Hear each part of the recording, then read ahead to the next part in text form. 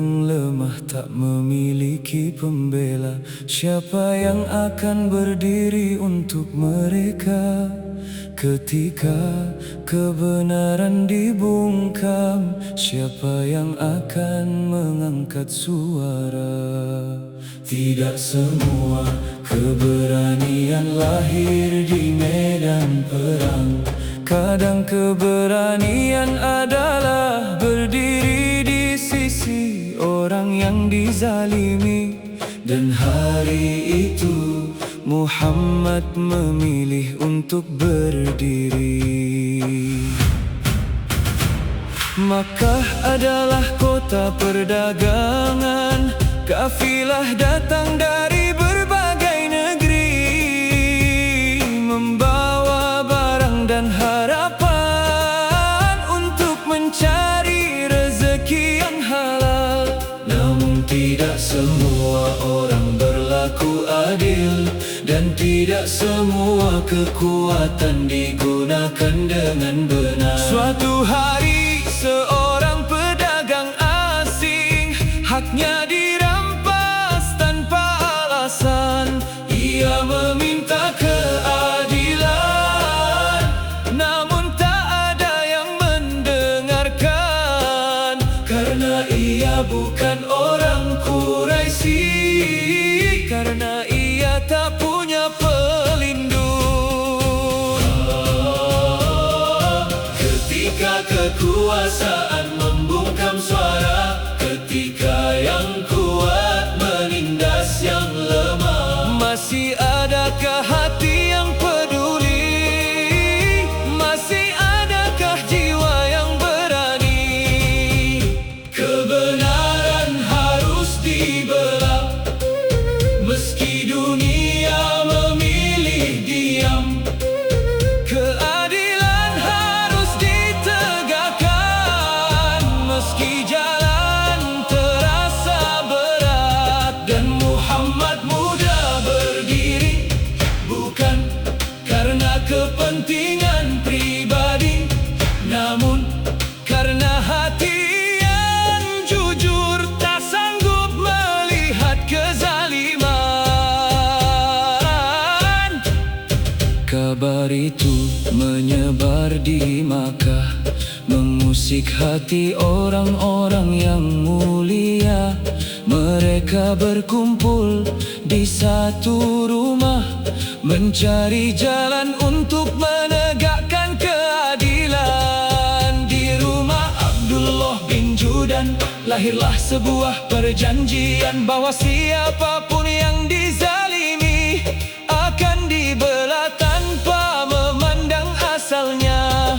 Bahwa yang kuat tak boleh semena-mena, bahwa yang lemah harus dilindungi.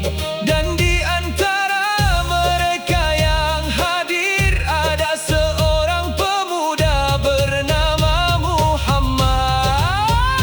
Kebenaran harus dibela, meski dunia memilih diam. Keadilan harus ditegakkan, meski jalan terasa berat. Dan Muhammad mudah berdiri, bukan karena kepentingan pribadi, namun karena hati yang jujur, tak sanggup melihat kezaliman.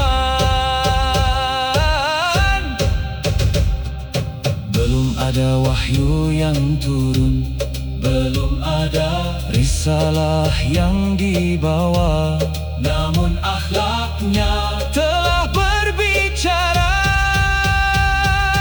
Ia memilih keadilan ketika sebagian memilih kepentingan. Ia memilih membela ketika sebagian memilih berpaling. Karena cahaya itu telah ada dalam dirinya. Hari itu sebuah janji diucapkan, bahwa Makkah tidak boleh menjadi tempat di mana orang lemah kehilangan haknya, bahwa siapapun yang terzalimi akan menemukan pembela. Muhammad berdiri bersama mereka, mengangkat suara untuk kebenaran, dan bertahun-tahun kemudian, setelah menjadi Rasul Allah, ia masih mengenang perjanjian itu dengan penuh penghormatan. Karena kebenaran tetaplah kebenaran, siapapun yang membawanya. Kebenaran harus dibela, meski dunia memilih diam. Keadilan harus ditegakkan, meski jalan terasa berat. Muhammad, engkau mengajarkan keberanian, bukan keberanian untuk menaklukkan manusia, tetapi keberanian untuk membela mereka. Muhammad, engkau mengajarkan keadilan, bahkan sebelum kenabian, hatimu telah berpihak pada kebenaran. Makkah kembali